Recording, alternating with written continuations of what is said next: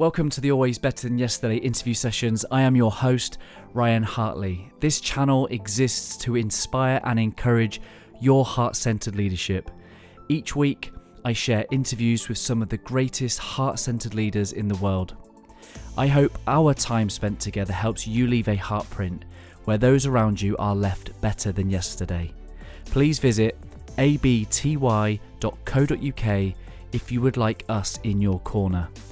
These interview sessions are brought to you by Matt Media Online Marketing, an independent agency who specialise in content marketing, helping business owners get their message seen by the right audience. If you want to get your business seen through the power of social media, head to mattmedia.online. After 2 weeks off the podcast for a Team Hartley family vacation, it is good to be back sharing space and time with you, friends.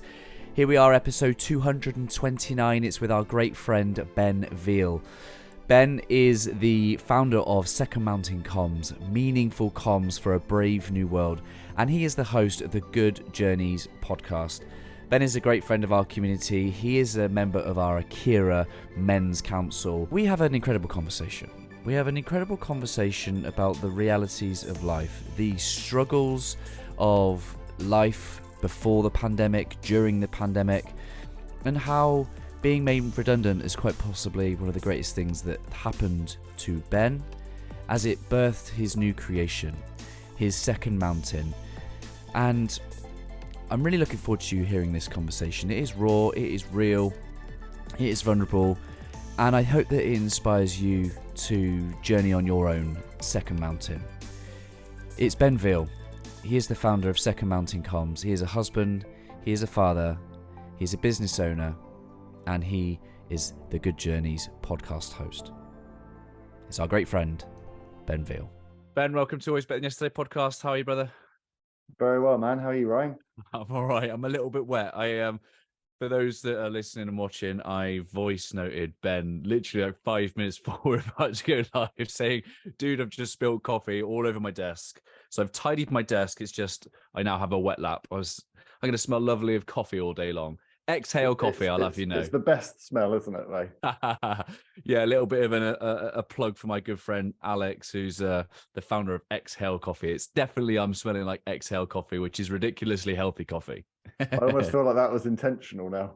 No, I don't get paid to say that, but he's a really good guy, and he was our guest speaker in our Master Heart of Mind last month, and yeah, he's just a really good guy. Love what he stands for. So hey, an opportunity to shine light on good people, right? Which is what you're all about. Absolutely.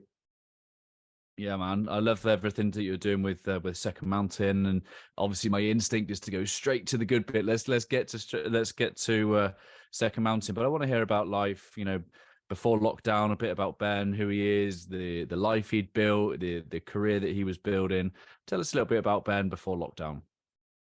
Sure, yeah. So I guess, starting point is I work in public relations. So I've worked in PR for best part of 20 years now. People used to say to me, what is PR? And there's a lot of kind of misconceptions about what public relations is, but actually it's the art of supporting organizations and individuals' reputations. And for me, that's always been about unpicking the purpose that lies behind business leaders, founders, and organizations, and what makes them tick, generally beyond profit. So going back a few years to kind of pre-lockdown, I was working in a very busy agency environment. I've worked in agency for about 15 years. For a long time, I just kind of thought, I'm not sure this is for me, really. Like, I'd worked my way up the ladder, account manager, account director, associate director, kind of done all the things you're supposed to do in that kind of status-driven society. Always felt like a bit of an imposter in it, to be honest. Just always felt like I wasn't bringing my real, authentic self to the workplace. Kind of coupled with being on a faith journey and feeling like I couldn't really maybe bring my Sunday self into the workplace, if that makes sense. And as the years have passed, kind of leading up to COVID, I was just kind of feeling more and more distant from the work I was doing. Particularly since I'd had children, particularly since I had my second child, and just feeling like this kind of real push-pull relationship between being in the office, trying to be a present dad, trying to be a decent husband, trying to be a good employee, just felt like every single day I was spinning a million plates, and I just was dropping all of them. That was in my head anyway. I don't know whether that was true. I don't know whether that was what other people thought of me, but certainly in my head, I just felt like I was trying to do a million different things and I was failing at all of them. And then COVID happened. Yeah. Hey friends, thank you for being here so far. I just want to have a heart-to-heart moment with the men. Men, are you tired of going it alone? Do you want to connect with other men who have been there, who have gone before you? Then ABTY is the group for you. We know that as men we're supposed to have it all figured out, but the truth is none of us have all the answers. Well, that's where ABTY comes in. Our group of successful men is here to provide you with the support, guidance and advice that you need to achieve your goals. We don't just talk the talk, we walk the walk. Our members have been through the ups and downs of life, and we've come out the other side wiser and stronger. We want to share our knowledge and experience with you so that you can avoid the pitfalls and reach your potential. ABTY is our brotherhood, a place where men can be vulnerable, share their struggles, and celebrate their victories. We meet regularly to discuss the issues that matter most to us, from career, finances, relationships, and personal growth, and we do it all in a safe and confidential environment. So if you're ready to level up in life and become the best version of you, the best version of you for yourself and those you lead, then consider joining ABTY today. You can find out all the information that you need at abty.co.uk/ABTY. The link's in the show notes. We're waiting for you, brother. Here we go. Back to the interview. That moment when Boris locked us down, for me specifically, 23rd of March 2020, wasn't it? I was like 6 weeks in to running this company, Always Better Than Yesterday, full time. And I guess, at the time you look at it, think it's like the worst thing ever, right? You think, why now? Why this? Why? And then over time, you start to get to look back and go, oh, wow, what a blessing that is. Like, how do you look back at that time? Obviously, take us back to the moments. Take us back to that, I guess it's like a pressure cooker, isn't it? You've got kids. I understand your wife is an NHS key worker. Again, huge demands on their time, energy and pressure, and probably still working. And here you are, like, in the midst of all this. Like, take us there. Yeah, well, this is the journey I've been on, and I kind of why I wanted to come on the show with you, because I hope that some of my experiences helps other people to kind of work their way through that, because I do feel like we've kind of gone through a very, very traumatic period, and I think a lot of us are probably still dealing with an element of PTSD from actual COVID. I think not necessarily from the illness. Yeah, exactly. I mean, look, to start up, I'll start upwards and then I'll work backwards. I wish I could have a do-over of the first 6 months of lockdown. If I could go back and change a lot about it, I would have done. Not the business journey, but certainly how I was at home and how I was as a dad and a husband. For me, the date that sticks in my mind is a different one. It's March the 16th, 2020, because that was the day. I remember the day before I'd run the Bath Half Marathon. So surreal. We were at that very strange time where everyone was putting pressure on the government and saying, we need to lock down. Italy was in an awful situation. Boris was still dragging his heels. I was very unsure about whether or not to run a marathon, felt very concerned about it. Sponsors were putting out left, right and centre, and it was a very strange atmosphere, but I'd spent 6 months training for it, and I just really wanted to do it as like a personal milestone. I did it. It was very uncomfortable, that feeling of thousands and thousands of people congregating on a city. And in hindsight, I wish I hadn't. It didn't feel right. When I was there, it felt implicitly wrong, but we didn't know quite how quickly this pandemic was going to change everything. And I think I had a sense that it's now before the world goes really weird. The very next day, my youngest son developed COVID symptoms. And so we had to lock down. I had to phone up my employer and say, I'm really sorry, I can't come in. It's not responsible for me to do so. I need to go on to I'm following the government advice. I need to stay at home for the next 2 weeks. So I went in that evening, picked up my computer and my IT so I could work from home for 2 weeks, little did I know that that would be the last time I would ever go into that office. Because 3 weeks later, I received a call to say, we're sorry, but we're letting you go. We're making you redundant. And I've been in that company about 8 months. And I could kind of see the writing on the wall, but I wasn't ready for it at the same time. I think when COVID hit, I was so in myself. I was really struggling with anxiety and depression going into COVID. And when the world locked down, I couldn't see beyond me. I couldn't even really see how it was affecting my wife or her patients or my children. I could just see me. And, you know, I now look back and go, gosh, that was such an incredible time. And, you know, this time where the world was coming together and everyone was supporting one another and everything was shut down at the same time. It's a moment in time which will, you know, touch wood, never happen again. But I couldn't see any of that. I was just in Ben world. And those first few weeks were just an absolute blur. The first few weeks before I lost my job, I couldn't, you know, I built up this structure. I built up this way of living. And my way of living was I left the house at 7:30 every morning. I came back at 7 at night. Between those hours, I was professional Ben. Suddenly, that was gone. And my wife had her priorities with vulnerable patients. My children obviously needed schooling and support. And I was just focused on what do I do for my clients. And it just all imploded. You know, I was getting up, I couldn't sleep. I was waking up at 3 a.m. and starting work, like thinking that was how I'd do it, like work from say 3 till 7, then my wife could work and I'd go back on it. Try to, you know, do all the things we all did. So like homeschooling, try and build a timetable, try and encourage my son to kind of embrace education. Little did I know at the time that he was on his own journey of being diagnosed as autistic.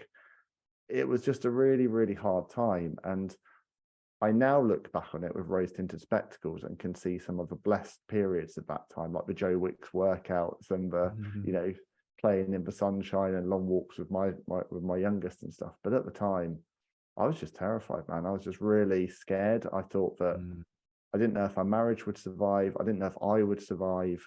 I couldn't see the bigger picture. And I think as a communications professional, looking back on this now, I have a lot of residual anger towards how the whole thing was communicated, how we were encouraged to have this kind of how information was withheld, how we were encouraged to kind of turn against one another after a certain point, a real kind of big brother power dynamic around all of it. And I think so much of that pandemic could have been allayed through better communication.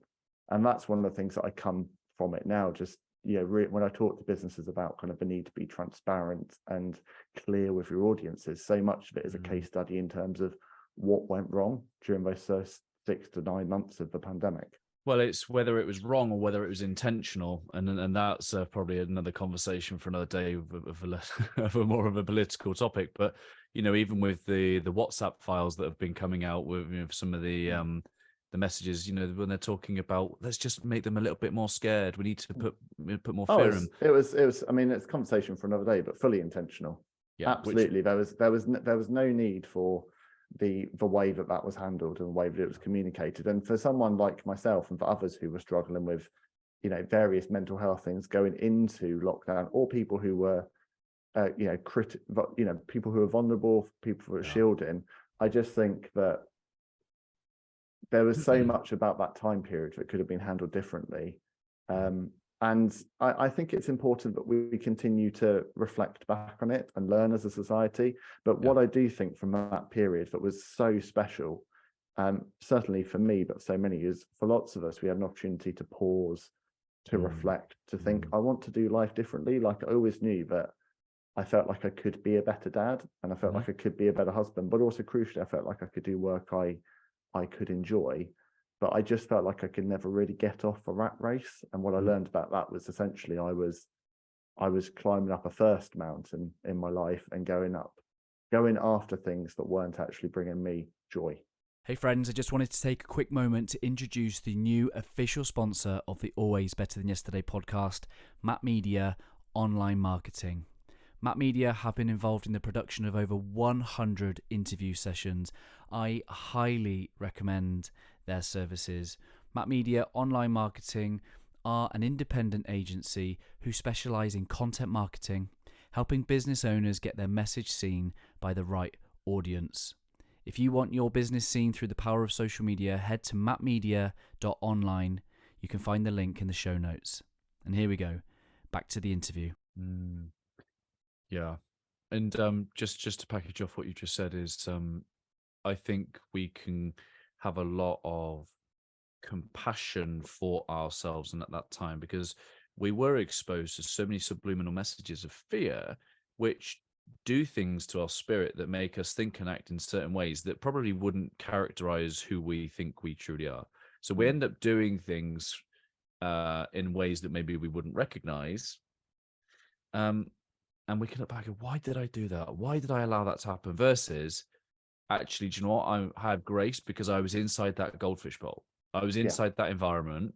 And for me, it's more about like, how dare they? Like, shame on them for making. We were all of us, you know, and I'm a relatively healthy guy in my 30s. I've got asthma, but you know, on the kind of broad spectrum of things, I'm pretty healthy going into it. But it was packaged as this killer virus. Keep away from everyone. Indiscriminate, yeah. Yeah, and I you know, I don't think any of us are to blame for how we handled it or acted.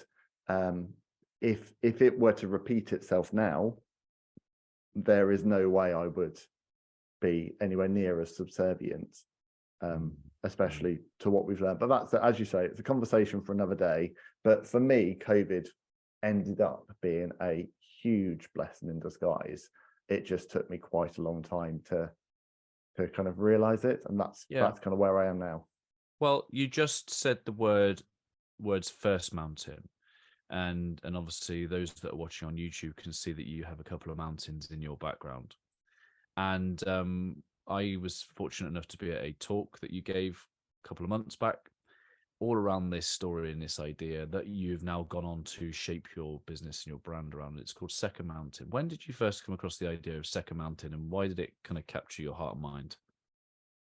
So I'll come on to the terminology in a second, but the idea, I think, had been there lying dormant for a long time. So even going back to, say, 2010, 2011, I early on in my PR career, I had the opportunity to do a comms campaign with Oxfam and with ActionAid. And it was at that time I was working for an estate agent at that time, but I was like, this is amazing. I'm getting the opportunity to do, you know, to use my PR skills to really, really bring about some genuine positive change and transformation and to do some good. And ever since then, I'd said to myself, one day I'm going to work for a charity. One day I'm going to be in-house at a charity. And my wife used to hear that all the time. It was like, I won't be happy until I work for a charity. I won't be happy until I'm doing good with my work. Little did I realize, but actually with every bit of experience I gained along the way, along this journey, I was getting myself in a position that I'd find myself in 2020. But for a long time, as I said at the start of the recording, I always felt that there was two Bens. There was the kind of out of work church Ben, and then there was the in work serious corporate PR Ben. And I'd wanted to align both for a while. I think the turning point for me when it comes to first mountain, second mountain stuff was when I took on this new, very senior job in 2019. I was enticed by, you know, a big pay rise, big pay inflation, kind of headhunted. And I thought, you know, having bought a new home recently, second child just arrived, that would bring me joy. I thought that status of a higher job title and a lot more money, I'd have made it. I'd be really happy.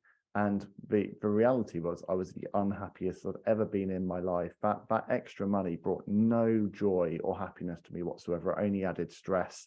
It wasn't enhancing my family life. It was taking me away from my wife, taking me away from my children, taking me away from my hobbies, and my health was declining.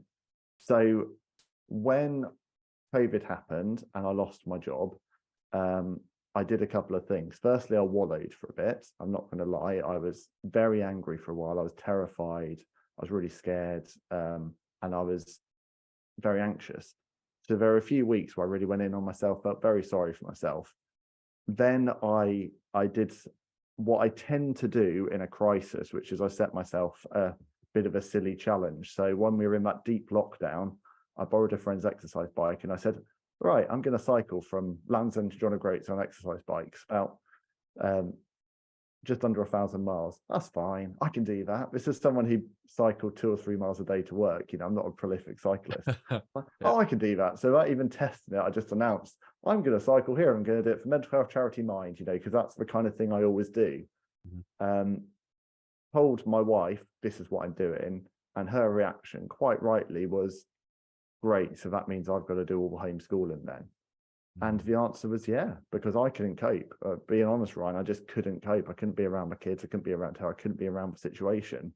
So I did this, you know, I locked myself in a room. I was cycling for 2-3 hours a day, you know, getting in ultra peak physical condition. But what I was essentially doing was withdrawing from my family and just escaping into this kind of, look at me, I'm doing a great charitable fundraiser. And sure, you know, it did raise money and awareness for a great cause at a great time. But I would still say that was very much Thirst Mountain stuff. That was me. That was acceptance from others. That was doing something, you know, doing something to give back, but also doing something that was very selfish. But it was during that time, those hours and hours and hours on my exercise bike. And trust me, it was pretty boring after a time. But I started thinking about ideas and I thought, well, I've got a couple of months before I've got to find work again. I had a 3-month grace period financially. I was like, I've got a few months before I've got to find work. Do I leave PR because it hasn't made me happy for a long time? And do I do something completely different? Or do I reframe this and try and build something for myself? And I was on a walk with my family one day, and this idea had kind of come to me that I could go freelance and I could aim my business specifically at charities and not-for-profits and put purpose into it and just try and put that in the marketplace. And I was on a walk one day in the woods, and this name just came to me. Now, it didn't come to me completely out of the blue. I had watched, so I'm a big wrestling fan. Anyone who kind of follows me will know I like wrestling. And I'd watched a documentary a few months ago about a wrestler who'd come back from serious injury. And the documentary was called Edge, the Second Mountain, essentially talking about him climbing this new mountain in his career. And I'd watched that early in 2020, thought nothing of it. But when I was in the woods this day with my family, we were climbing up a little mini mountain. I just suddenly thought, this is it. The second mountain of my life. This is the starting point today. I remember that day well in May 2020. I've got some beautiful photos from that day. I Googled it on my phone and thought, Second Mountain, I love that name. I think that could be a really good business name, but I bet someone's got it because it's so hard to find a business name. Googled it and found that a book had come out 2 years earlier by a New York Times bestseller called David Brooks, who wrote The Social Animal, a fantastic book that I've read many times, and called The Second Mountain, A Quest for a Moral Life. And my first thought was, oh, darn it, it's already taken. So I ordered the book, had a read of it, and that book was transformative for me during lockdown.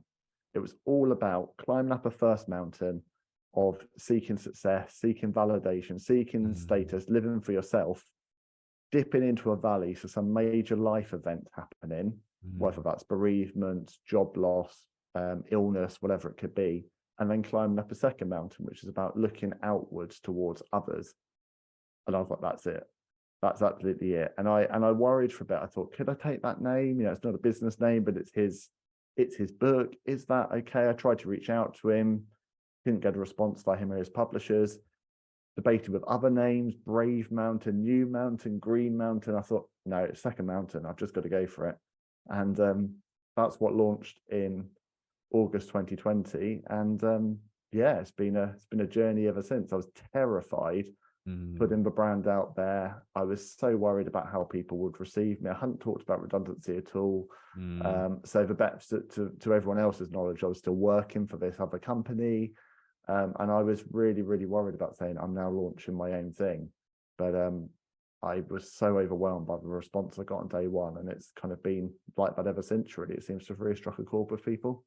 I love that story, and we'll dive into some more aspects of it. And I think, the things that I share here always, but yesterday, is this idea of leading for love and leading from love. And I think it folds nicely onto the first mountain is absolutely characterized by showing up in the world for love, like that that success, that adoration, whatever it is that in some way we feel like we're lacking. We go out in the world to pursue it. And then we hit the valley, and then in some way we kind of realize that it's always present. It was always there to begin with. And then we can come to the second mountain as an expression of all of that which already is. You know, there was a talk, wasn't there, at the Love Factory recently, and the lady was talking about how she used the word leadership or leaderful, and like if we describe leaderful as a characteristic, and I've often related the word beautiful like that. It's like, because we are full of beauty. Like, beauty is not on the external world. We are actually full of that beauty, and then it becomes an expression. And there are so many words that end in full: hopeful, joyful, you know, plentiful, you know, that really demonstrate how actually these things are always present. They're always there. They're already within us. And then sometimes it takes a valley for us to go, I'm not defined by this stuff. And sometimes I think that the real pain that a lot of us cause is not accepting life for the way that it is, in some way that we wish it would be different. Maybe because we didn't choose it, maybe because we weren't in control of it, maybe because it's less desirable. But a lot of that pain and suffering is caused by our unwillingness to accept life for the way that it currently is, wishing that it is in some way different. And I guess, so how have you, I mean, you talked about like a residue of anger, and how have you come to a point of acceptance of this journey that you're on, acceptance? You know, how long did this second mountain enable you to kind of let go of that, you know, resistance, or did you have to first accept where you were before you could take a step forward?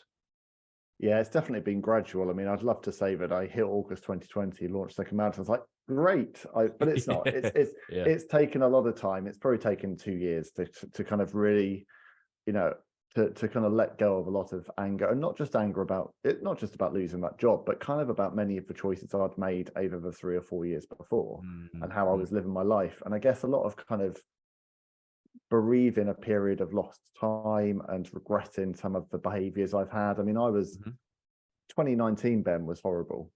It really was. I mean, you know, I'd say that with self-grace and love, but I was not a nice person to be around. I don't think any of my family or friends would say that I was a joy-filled person to be around. And when did you come to that realization? Because it's easy for other people to tell you, but sometimes it's more powerful when we come to that realization ourselves. I knew at the time. I just didn't know I just didn't know how to fix it. No. I did not know what to do to fix it. I tried everything, and I just felt like I was missing the mark the whole time. And it's a horrible feeling, that, because when you're coming from that kind of place of lacking, it's very hard to know how to turn it around. I just felt that every day I was making mistakes. I was coming home every night angry and taking out my family. I was missing stuff at work. I just, as I said at the start, I was just spinning too many plates, and I couldn't get a handle on any of them. I think for me, probably the turning point for starting to have a bit of self grace and love for myself was probably about six to 9 months into running Second Mountain. It was after, you know, I kind of went into this thinking, will I make this work? I don't know, but I'm going to do my best. And it was about 9 months into it where I was just had a few days where I was like, I'm really enjoying this, and I think I'm doing really good work, and my clients seem really happy. But more to the point, I'm present and I'm around my kids a bit more. And it's just been a gradual thing. And I'm not saying it's been like an uphill journey. It's been very much like that. It really has. And I think it always will be, because that's freelance life. But, you know, my days are generally structured around my family now, you know, so like we're doing this call now it's 9:30 UK time. I've already taken the kids to school. Like going back 3 years, that would have been a dream. I could never do that. Like every day I take my kids to school, or I pick them up from school. Pretty much every day I'm available at dinner time. You know, I'm putting them to bed, you know, and I'm not saying I'm always present. I'm not saying that I'm not always thinking about work stuff and things rattling around in my head, because I'm not, and I probably never will be. But I am physically present, and they're there. I'm there for them, and I'm not missing those hours that I'd never get back. And that's what I said about having a do-over. I missed so much of my first son's first 5 years. and I can't get that back. But what I can do is be there for the rest of his growing years. And I kind of, when I did that talk you mentioned at the glove factory, there's a line I use that I refer to a lot, which is my work bends so that my family doesn't break.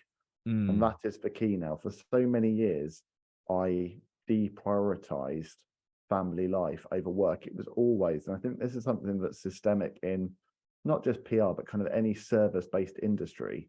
You have to be there for the customer or the client. You have to be there at the beck and call. I used to take calls at 9 o'clock at night. I used to interrupt dinner time. I used to interrupt weekends for clients. I now have very, very clear boundaries in place when it comes to when I'm available. And from day one of setting up Second Mountain, it was, I work a 4-day week.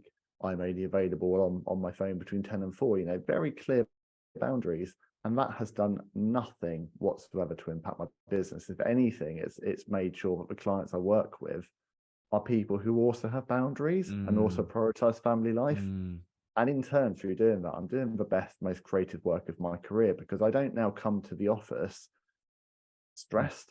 I come to the office in a calm place. And then what I can do is go immediately, right, I've done my family stuff, turn my phone off for 5-6 hours, really focus on work, then turn my phone back on and be a dad again. And I just really hope, again, when I've talked about the kind of trauma and learnings from COVID, I see a lot recently about dads in particular and men being encouraged to be back in the office 5 days a week.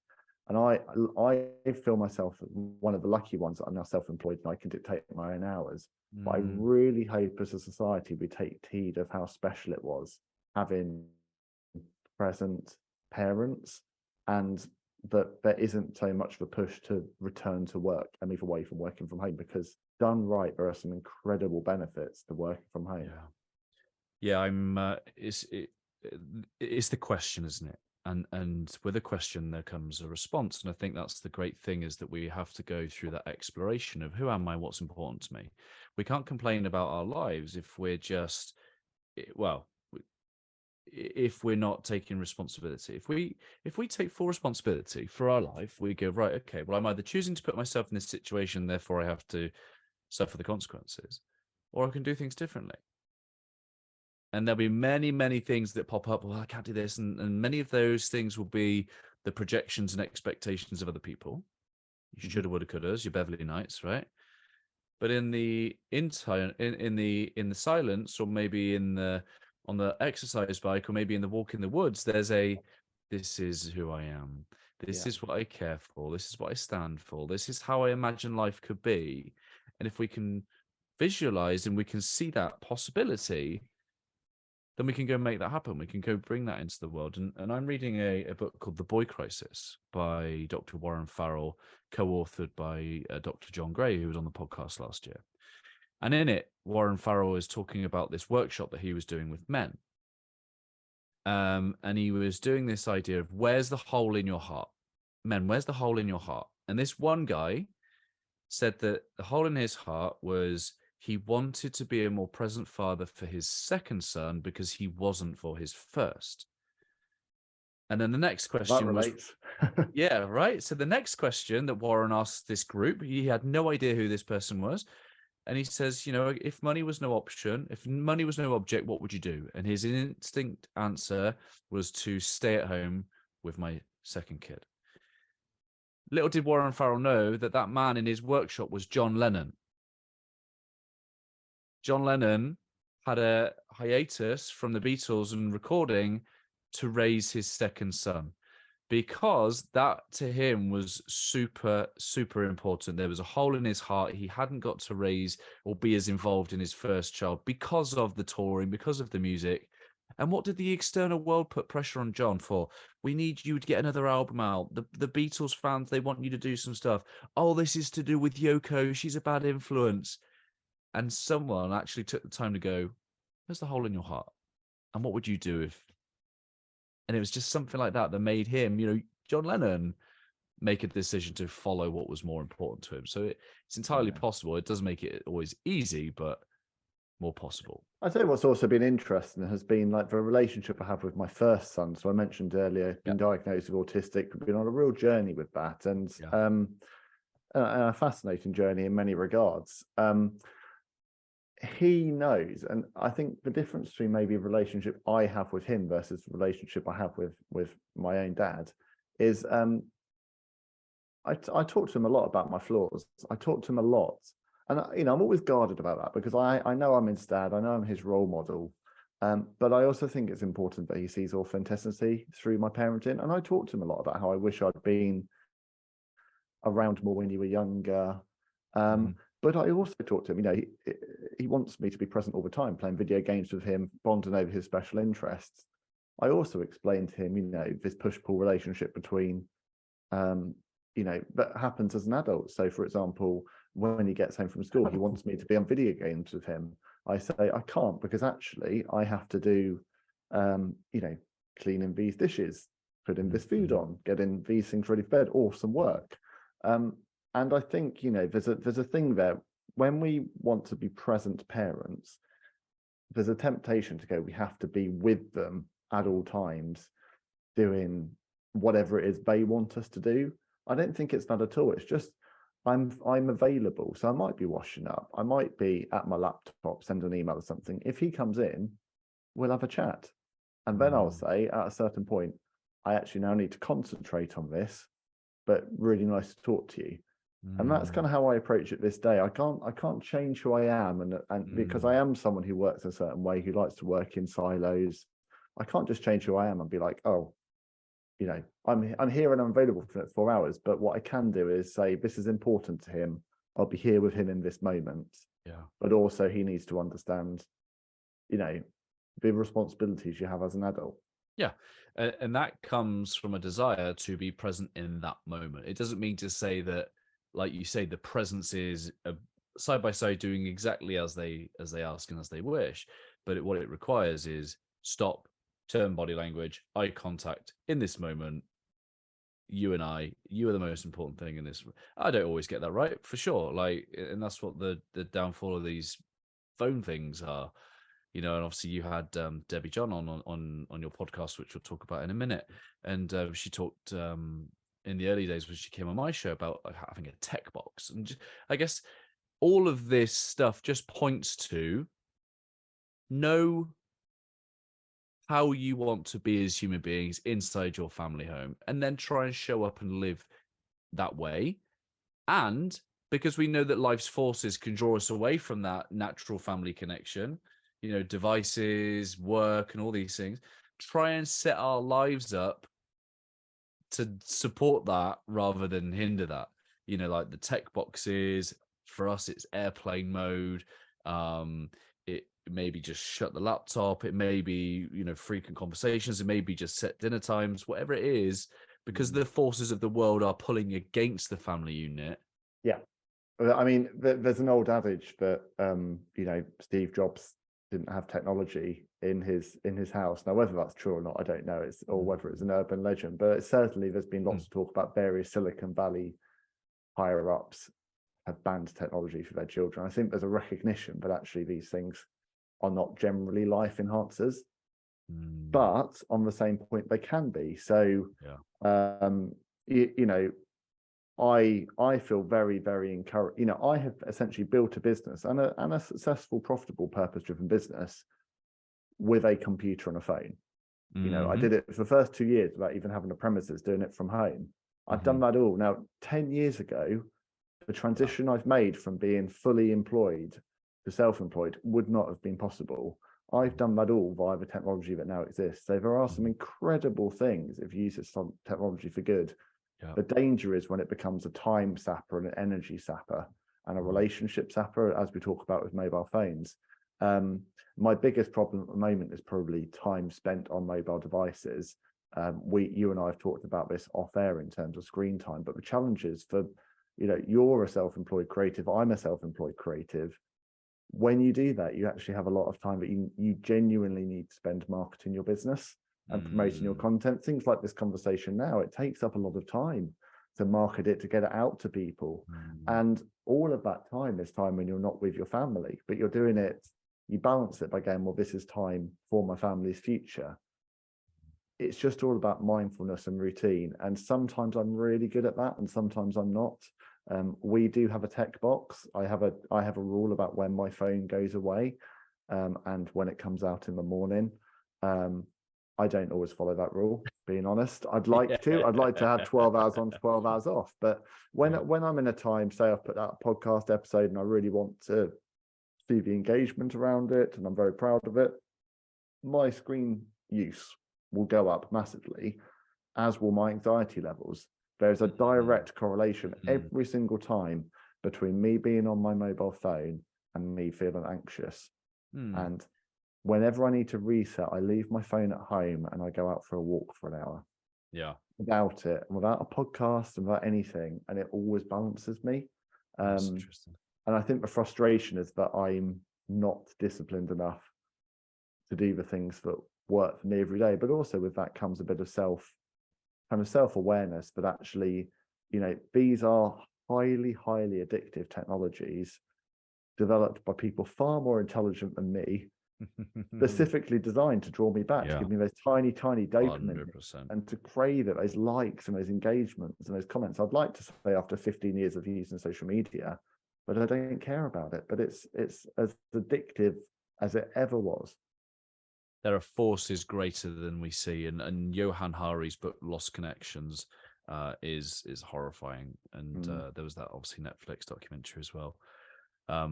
They're all Lost Connections, going back to my pre-COVID not journey. Lost Connections. Stolen Focus is the one I meant, but Lost Connections. Lost Connections was, I think, what sowed the seeds for my second mountain journey. So if anyone listening today hasn't read that, I can't recommend it enough. An 100%. Absolutely life transformative book. Yes, 100% agree. So Lost Connections is all about depression, the causes of depression and anxiety, and then the solutions or the reconnections to make. The point I was referring to around the technology is his latest book, which is Stolen Focus, which is pretty huge implications, especially when it comes to parenting and technology and even schools, dare I say. But that's for another time. A key takeaway from Lost Connections is this piece around how many genuine connections you can have in life. So I think he quotes maybe it was up to 150 people you can actually have any kind of knowledge of. And then I think it was about 5 to 10 was the deep connections you can have, and how that was based on the kind of villages and the size of the troop communities and tribes we used to be in. And I think this is a real push-pull challenge that I faced certainly pre-COVID, when I used to go into church, for example, and see hundreds and hundreds of people and hug everyone and go, oh, we must be up for coffee. This kind of guilt that we can have that we're not spending enough time with others. But as time has gone on, I really feel that you can have, at best 10 really solid relationships. But then you can have all these kind of universe connections. You can have fringe people and, tap into people in, when you need to. But I think there's only so many connections that you can be, deeply rooted to. And that's why I value the friendship you and I have developed over the last year, because, we regularly just check in on one another. It doesn't take much to send a quick message and say, are you doing okay? And to be real with each other. But I think as men, we're not very good at doing that, just checking in and seeing we're okay and saying, actually, no, at the moment, I need a bit of help. Are you there? To lend a listening ear. And that's why when we did the Good Fathers program together, I really benefited from that. Not so much from what I took away from it in terms of necessarily learnings, but from the community that we built, and that kind of, we have this little group of men who are checking in on one another regularly, and I'm so proud that we've kept that going. Yeah, I truly am starting to believe that men's therapy, men's space, men's groups, they look and sound and feel very different to women's. And I think a lot of the therapeutical advice in the world comes from a feminine, female perspective around talk about your problems. Talk about your problems, talk about your feelings, talk about your emotions. And I think there's a space for that, to connect with it, to identify it, to be able to release it. But I think for men at their best are problem solvers. So that sometimes they just want to be heard and have someone help them solve a problem. Because if we make it too much about our emotions, we can't solve that emotional problem. Women talk in a therapeutic setting to identify the feeling so that it may be released and flow. Men do that naturally. They're kind of a bit more physical in nature. The energy kind of comes and goes and flows. But with this therapeutical advice around How are you feeling? Tell us what you're feeling. It requires them to sit and hold on to this emotion, which then looks and feels like, well, I don't want that. How do I fix that? So they try and fix the emotion rather than actually getting help for the thing in the world that's causing the feeling. And I went through, I mean, I've been through talking therapy. I've talked about this on another podcast, but I used to build my talking therapy window used to be an hour at work. So I used to go at 1 o'clock to a therapist and pour my heart out for 50 minutes. And by 2 o'clock, I was back at my desk being PR man again. Didn't tell my employer where I was going, was very ashamed of it. And that for me is indicative of how probably so many men approach mental health and feelings. Like I gave myself 50 minutes once a week to open up, and that was it. No time to reflect on it afterwards, no time to take away, immediately back and close the door again. And we just need to be more open and talk about this stuff. I think, females, women generally are better at this. And I think part of that is actually what the media encourages from a young age. I was reading a Caitlin Moran wrote in one of her books. She was talking about how generally there's two kind of magazines that we grew up on. So as boys, we were generally encouraged to read magazines that were about an interest. So mine was wrestling, yours may have been gaming, football, trains, whatever.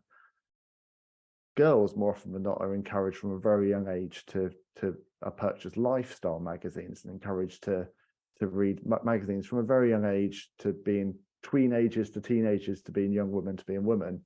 These magazines, which aren't just about they might be about current affairs, but are also about fashion, or about how to have a perfect home, or about how to rewire a plug, or about how to have empathy for other people, all these kind of things. So they're kind of, from a young age, the media, I feel, helps cultivate a more rounded skill set in females than it does in men, whereas we are encouraged, do one thing and become an expert in that one thing. And I think men are much better at having that hyper fixation, that obsession with a topic. For me, it's wrestling, but everyone's kind of got their thing. That's a very male thing, I think, much more than a female thing. And as such, when we become adults, we often haven't spent enough time investing in those rich, deep relationships. We might have great relationships built around football or gaming or an interest, but we rarely spend time just go, let's meet up for coffee and talk about how you're feeling. And that's something now, as a 38-year-old man, I love to do. I love to say, let's just have a coffee. You doing okay, bud? And literally just talk about how life is, because we need that. We need it. We all need that deeply. Yeah, I think at the core of it, a man just needs to know that he is capable and empowered, that he can figure it out, that he can do it. And if he gets the sense that maybe he can't, like, what does that mean? And then this is where we wrap around good other men, because then we realize either A, we've got a network of people that can support, help, and give us perspective, or we're not the only one that's shit at that. We're not the only one that struggles. And do you know what? The amount of times that people left that Good Fathers conversation going, I just feel lighter. Like we didn't fix or solve anything in that 1 hour, but in having that kind of perspective of, okay, I've been heard out, if someone's shared a bit of tips and advice, it's just like, oh, okay, cool, I can go back to my day a little lighter.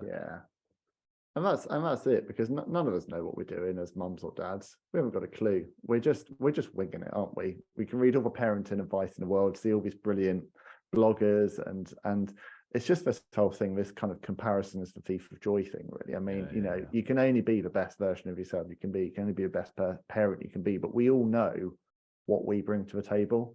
And the same is true as employees, as kids, as sons and daughters. We can only be the best we can be. And that's what I love about what you're doing, is just this idea of very, very, very small incremental change in your life, and trying to become the best version of yourself. I'm not trying to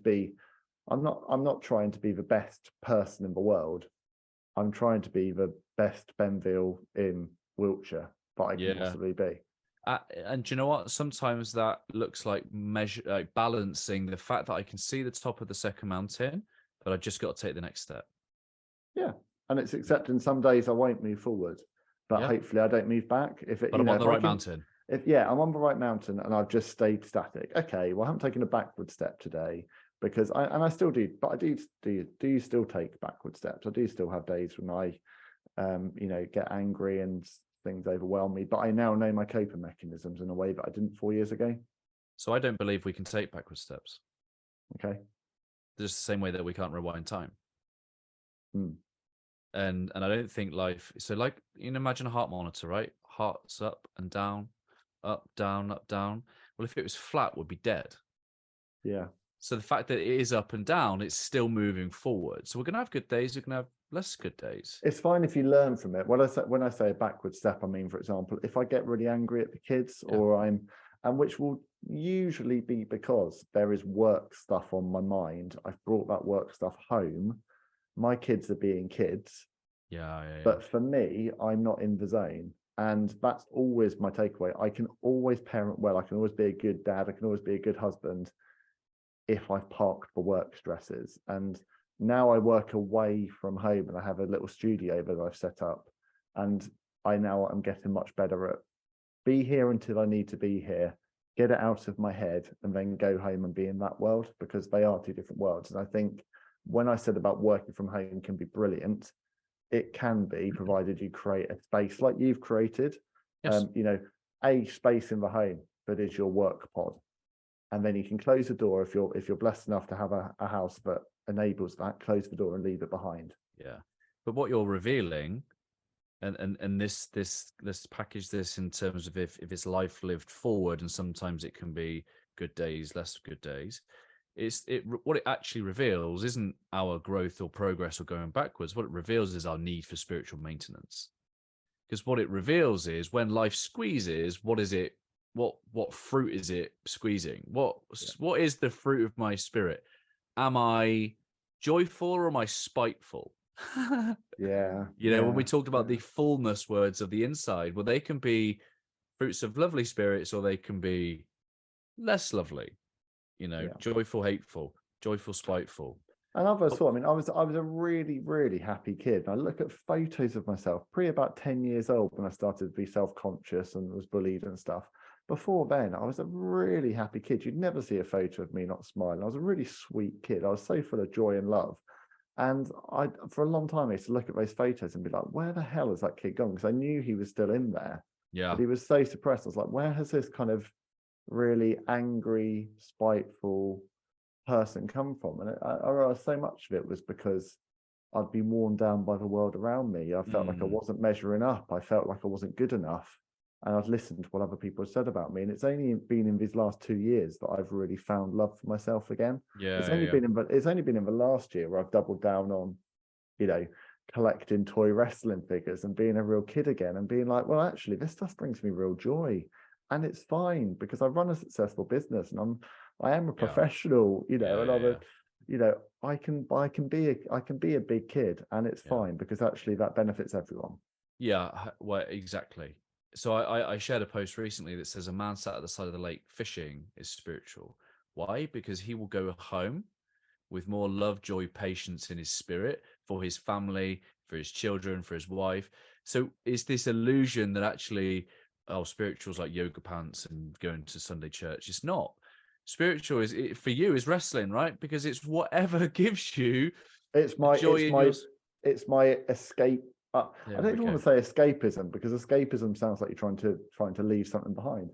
It's I guess it's my little happy place. I was speaking to on the podcast I do. I was speaking to a chap called Pete Warmby, who's an autistic author. Really great conversation, because that was really cathartic for me on my own journey with my son.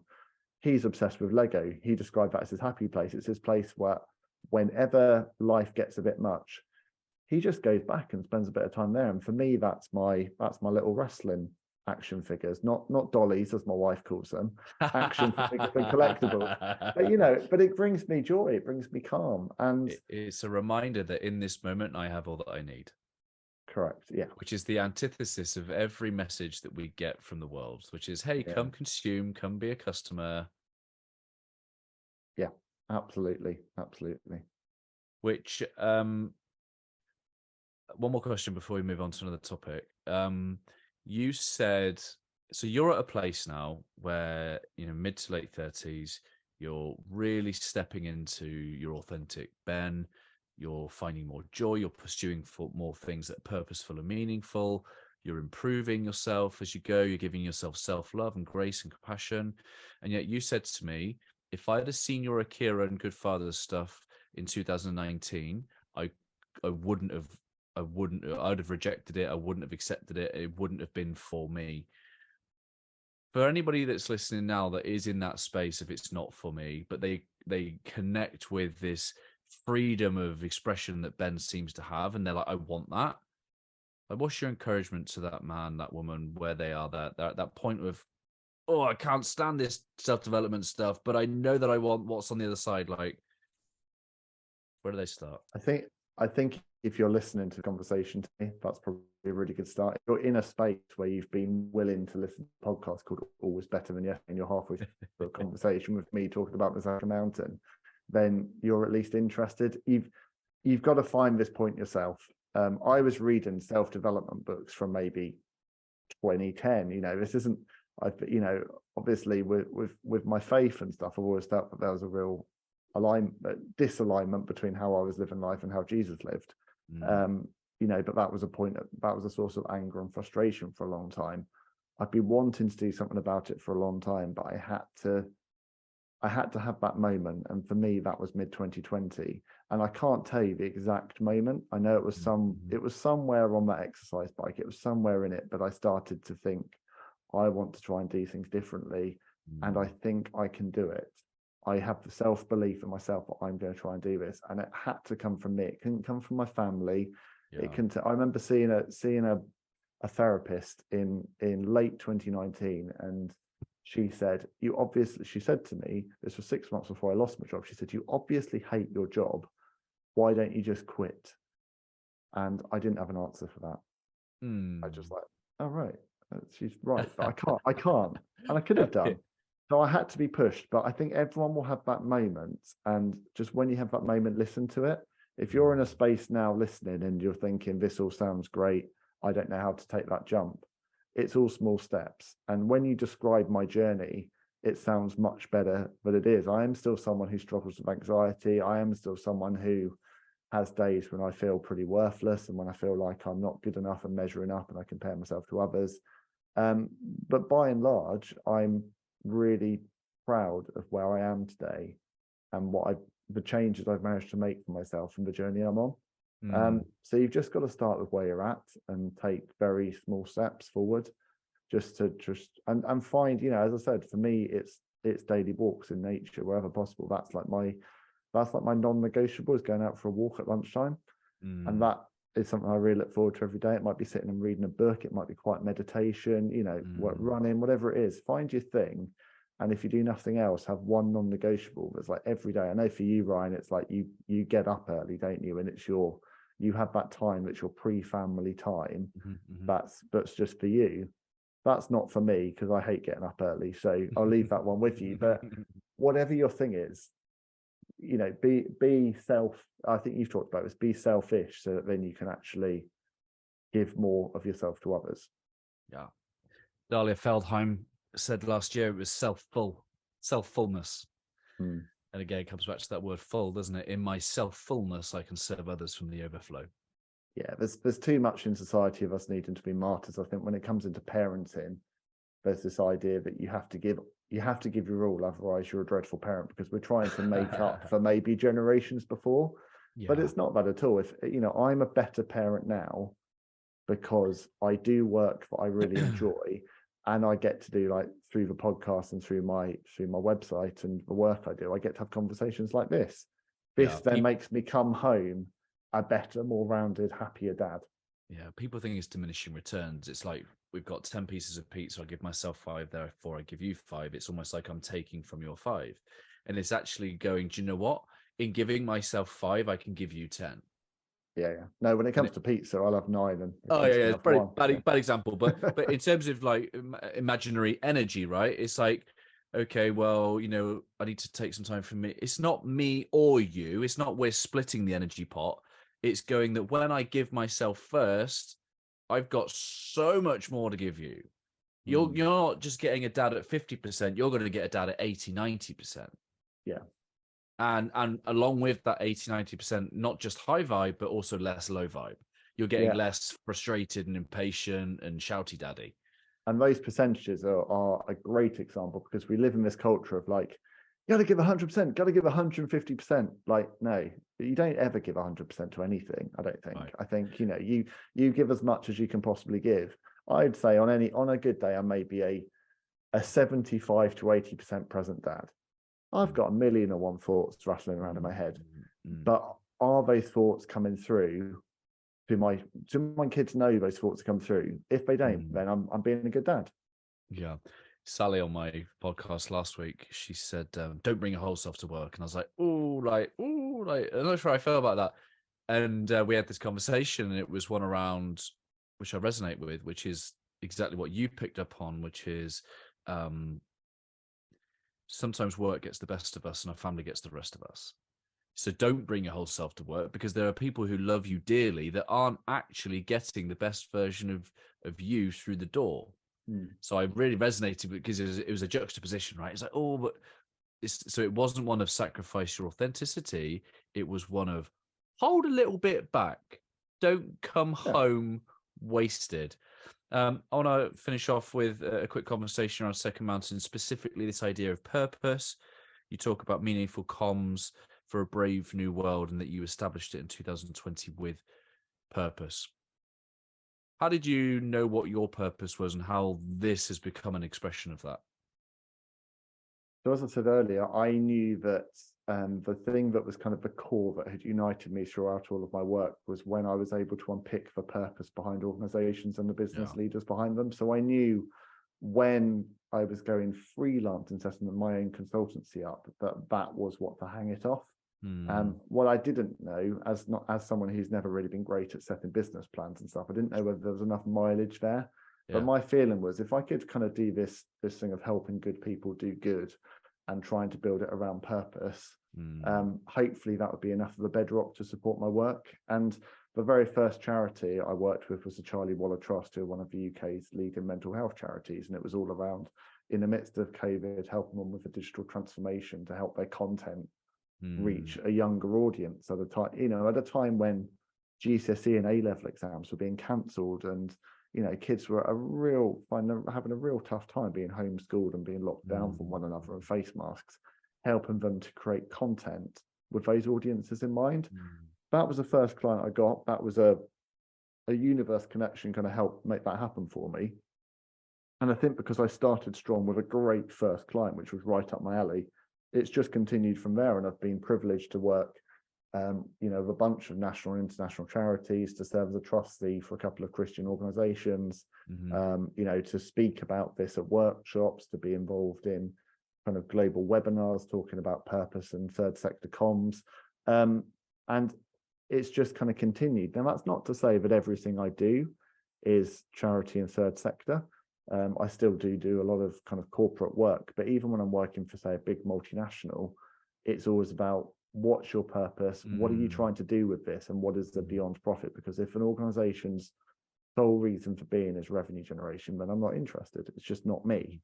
And that's fine, and it's having that comfort and that grace to go, there's only one of me.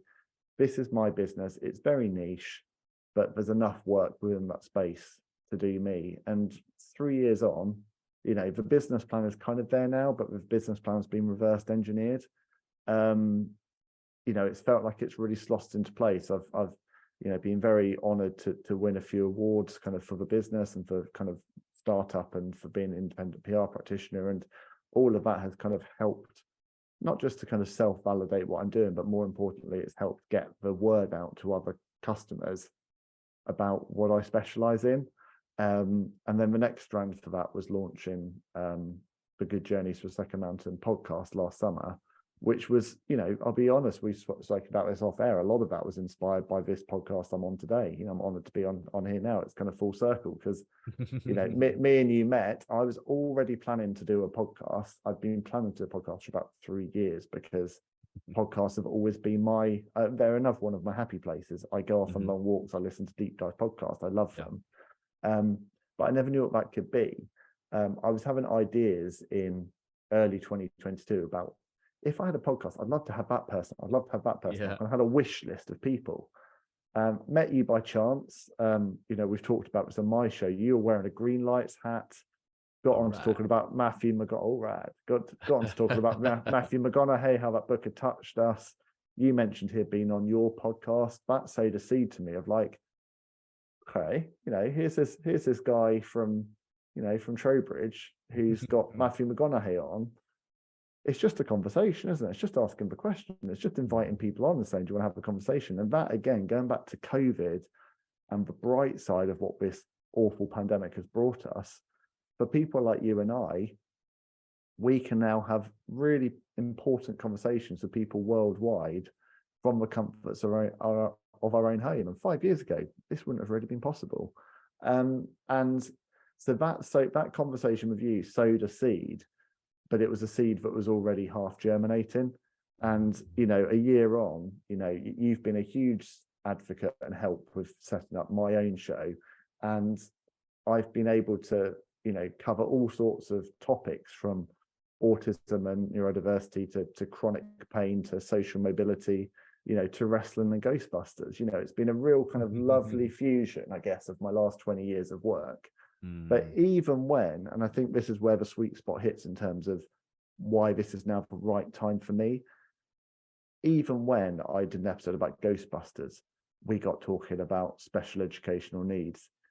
Even when I've done an episode about wrestling, we've talked about overcoming redundancy, and we've talked about imposter syndrome, and we've talked about challenges with parenting. So, even when the topic is a bit daft and it's one of my hyper interests, I've learned so much along my last 20 years, and particularly my last 3 or 4 years, that I think I bring my own authentic self into each of those conversations. And I like to think that each of those conversations would have value to anyone in much the same way that your show does. So, I'm very grateful to be where I am now. I wouldn't be here if I hadn't gone through that valley. Second Mountain wouldn't have worked 5 years ago if I hadn't had the fire. Truthfully, if I hadn't had some anger and a need to prove myself after losing my job, that was a really big driver. I don't really like admitting it, but it was. I was like, well, you don't value me. I value myself. I'm going to show you my value. And not necessarily a Second Mountain ethos. That is more First Mountain. That's more status, but it was what I needed to light that fire under me. And now that fire's been lit. I've got that validation from other people. I'm happy with who I am. And now I really feel like I'm in a position to properly climb that second mountain. Which is, you're talking about a second mountain. What you're also scaling is the map of consciousness, the work of David Hawkins, and the energy characterized by shame and guilt is one of hide your face from society, right? Depression. I don't want to be seen. I'm depressing myself. And anger is a gateway energy that is a much higher energy than don't let the world see me. It is I'm not happy about something. I wish something was different. There's a social injustice or is an injustice in some way.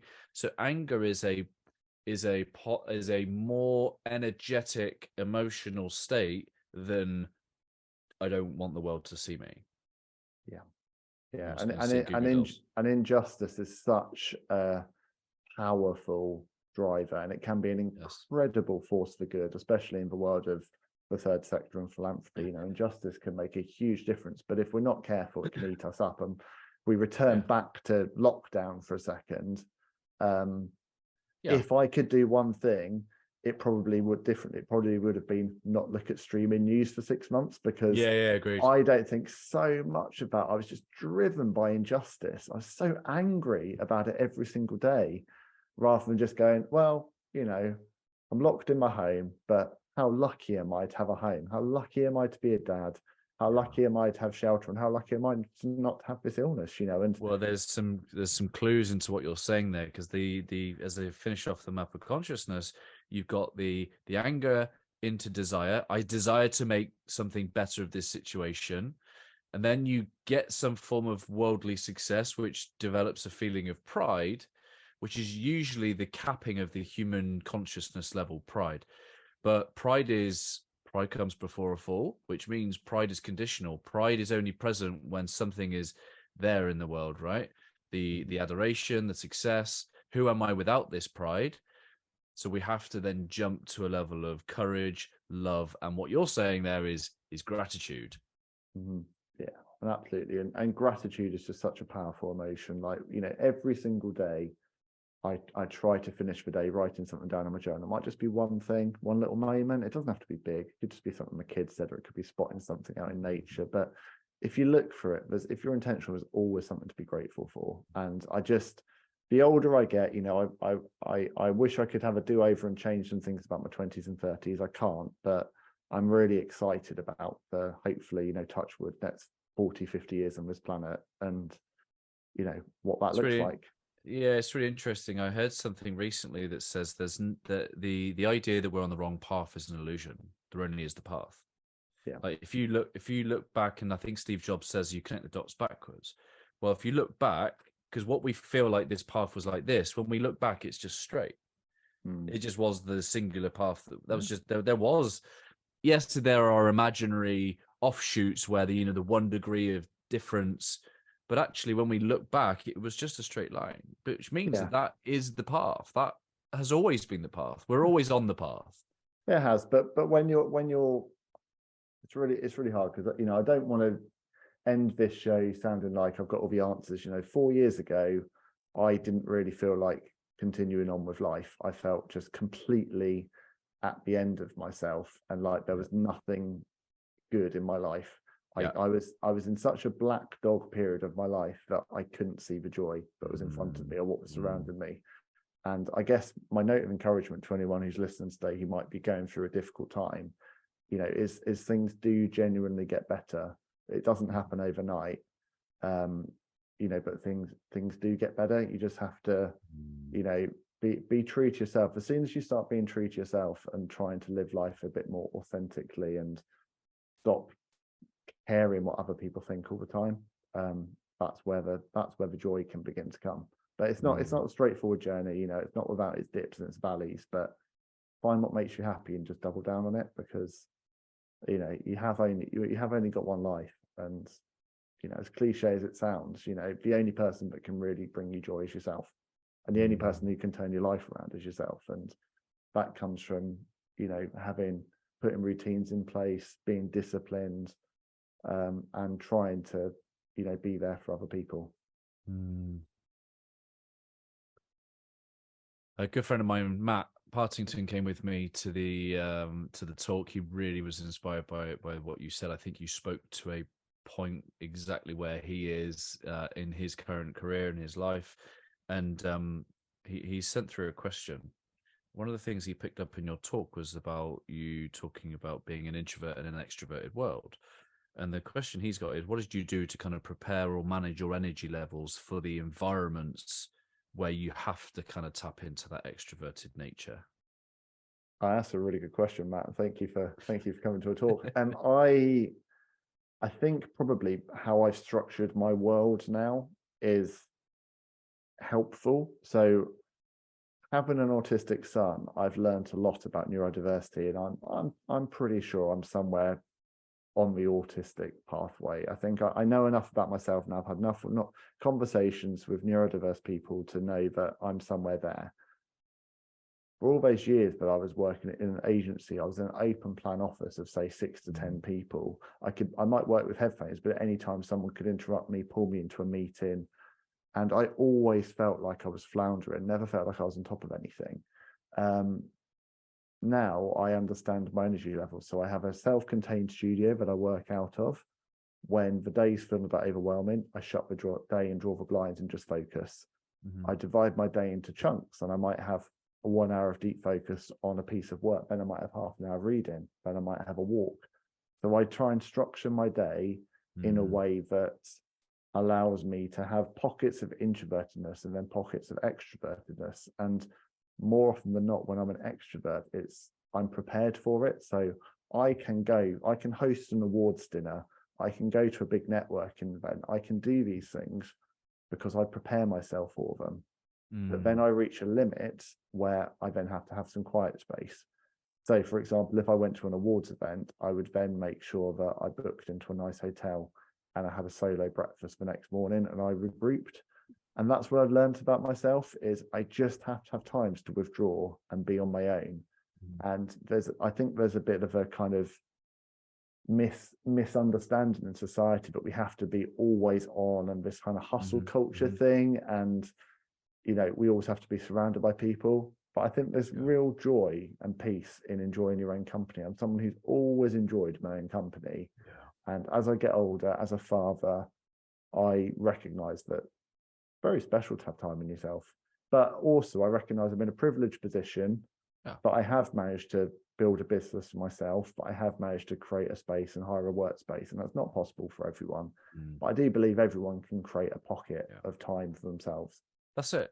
You've hit the nail on the head there. It's the self-awareness. It's what works for one doesn't work for another, and all these people suggesting 5 a.m. mornings is missing the point. What any self-development should be pointing towards is go and have an experience. Go and see if it works. If it works, keep doing it. If it doesn't, try something different. Any self-development should be about get to the experience. Because I can say 1,001 things, but until you've experienced the transformational power of something, an ice bath. Well, I've tried. You've talked about like get up early, do this, and I've tried it, and I hate it. It doesn't. Good. I hate being up before 6. I'm not doing your ice bath thing. It's not happening. I leave that to you and Wim Hof. That's not my bag. We're going to wrestling. I hate being cold. When's wrestling next coming back into town? But try and mix things up. Just try different variations. Make sure just throw your routine on its head sometimes and try something new. And also be accepting that it's all seasons. So it might be that you're really active in the summer, but in winter you need to hibernate. I treat January now. I don't do New Year's resolutions. I treat January as my kind of hibernation month. That's when I read books and put fires on and snuggle under blankets and take it easy, because I realized that January is a really bad month for me personally with my mental health if I'm not careful. So I kind of ease into the year. Do what works for you and what works for your family, which are all different. I said earlier in this year, I said, try doing your New Year's resolutions in spring and see what difference they make, because that nature knows, right? Nature knows the season. Winter is still the season of death and shedding and ready for the new that comes in. So we'll give ourselves the best opportunity. Anyway, conscious of your time, I want to be super respectful. I'll put your good links in the show notes to your website, to your podcast for people to go check that out. Highly recommend that.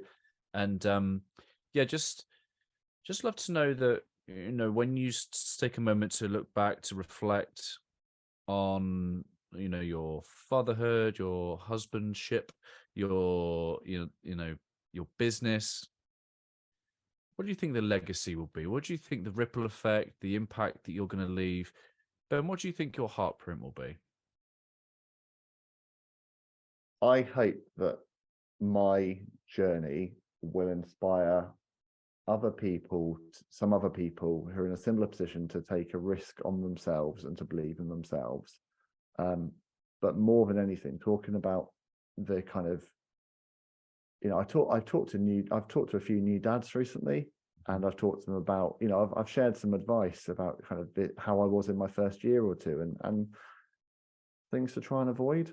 Like, I hope that what I can do is pay forward a little bit of the pain and hardship that I've experienced and hopefully help people in other situations. I hope that I can mentor other small business owners and other startups as the years go by to maybe overcome some of the pain points that I have. Legacy wise, like you, I just want to touch. I want to help good people share the good stuff they're doing with the world. I see myself as an amplifier and a storyteller. I think as a PR person, that's what I am. I'm really good at shouting about what other people are doing. That's essentially the heart of PR, is making other people famous. So I've turned my attention on people who I feel are doing genuine good in the world, and I hope that's my legacy. I don't know whether this could be a family business. It's certainly on my radar. I've built something that potentially my children could step into, my wife could become involved with. I don't know, but I do know that this is a business that's got real legs, and that these foundations laid over the last 3 years are foundations for a very long future. So I don't know what it holds. I do know that it's not about turnover. I do know it's not about growth. I know it's not about awards. I think there were things that I need to do in the first 3 years to legitimize the business and also validate myself professionally on this journey. But I know now, doing the podcast has been a massive green light for me to coin, a term from your good friend. And I think in life, you just have to appreciate those green lights. When something brings you joy and when something creatively motivates you and brings you happiness, then double down on it. And I think that's the work I've done in the last year has probably been the work that I'm proudest of in my entire career. So it feels like I'm on the right path, and it's just sticking to that path whilst, again, being aware that what matters most is my family, and everything else follows after that.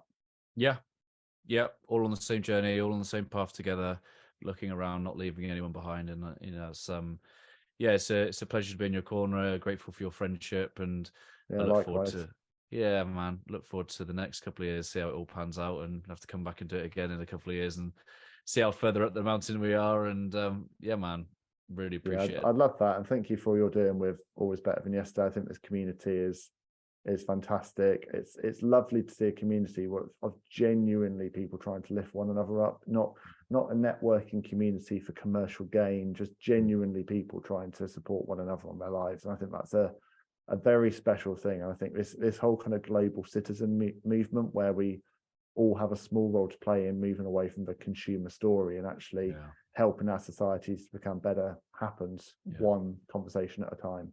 Yeah, I agree. I'm trying to bring what you said earlier around the 150 connections into an online space in a way that I'm trying to navigate that. I'm still trying to navigate that. But the sentiment is there, which is this idea that with 150 people in one community, you would know everybody.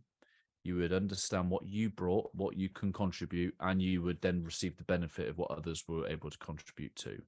And I could relax, I could feel safe, I could feel secure, I could feel belonging in this community of 150. I have all that I need, and in doing so, I feel valued by what I get to bring. I know my worth. I'm the guy that makes shoes. I'm the guy that makes practical utensils. I'm the girl that does wonderful things with garments or whatever it is, right?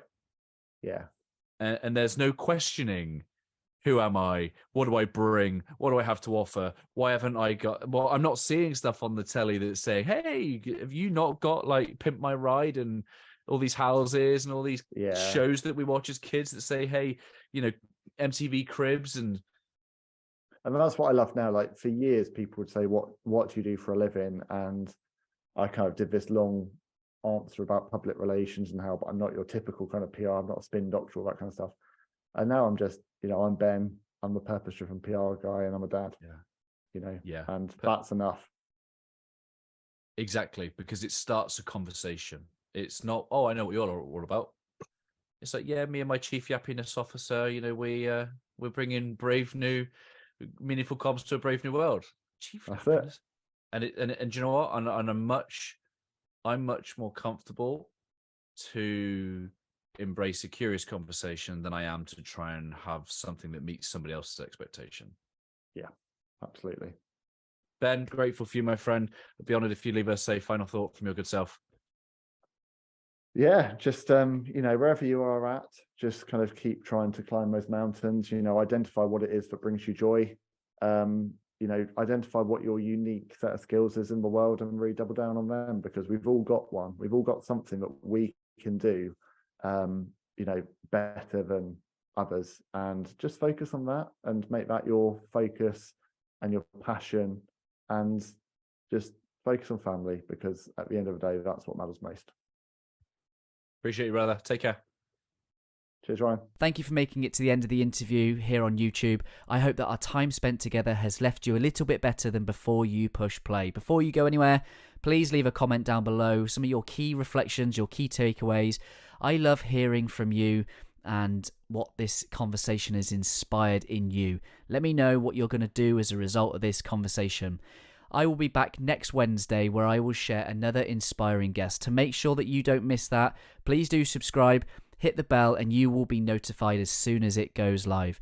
If you're curious to know how I, through Always Better Than Yesterday, can serve you, your team, your organization, please do visit alwaysbetterthanyesterday.com, and it will be my honor and privilege to help you in any way I can. Keep leading, my friends. I've been Ryan Hartley, host of the Always Better Than Yesterday podcast here on YouTube. Always love.